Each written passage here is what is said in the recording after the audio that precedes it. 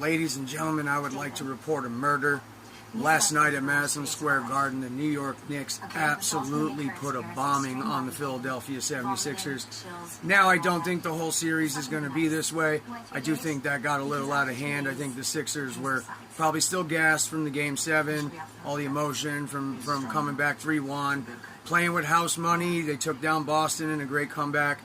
Game 1 does not mean the world to them. But it was a good sign for the Knicks to come out and really put their foot down and show that they are the better of the two teams and that they probably should win this series, but will they? And we don't know the answer to that yet. Game 2 is going to be the real answer Wednesday night. Wednesday night, we're going to find out if the Sixers let go of that extra emotion from the Game 7 and they got a nice, good night of sleep.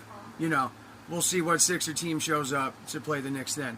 And I don't think the Knicks are going to keep shooting 60% from three-point land, but maybe. That'd be pretty awesome if they did. So the Knicks are on fire ever since Game 3 against Atlanta. Yeah. I don't know, man. Embiid complaining about not having enough free throws when the Sixers shot 34 free throws to the Knicks 17 free throws is a little mind-boggling to me, but that's kind of what Embiid does. You know, when they win, everything was right, and the calls were fine. When they lose, not so much. And I know, you know, Sixer fans complaining about Brunson and his flopping, and we're going to complain about Embiid and his flopping. How about we all just admit that the league is full of guys. A guy won an MVP last year who scored probably a third of his points at the free throw line from flopping, SGA. The league is full of it. It has been for a really long time. It's been going on a decade now that this has been a problem. The only time anybody really complains about it is when it goes against them.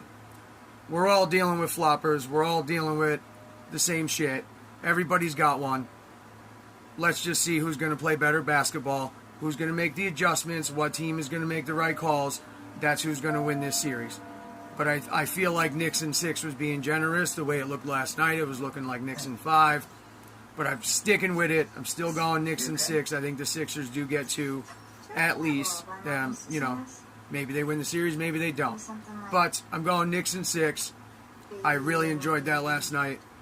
The Atlanta Game 6 and this opener have been probably the only 2 times in my life I've watched an entire Knicks game and been absolutely stress-free, especially a playoff game. So yeah, New York or nowhere, New York forever. Let's go Knicks. Have a great day.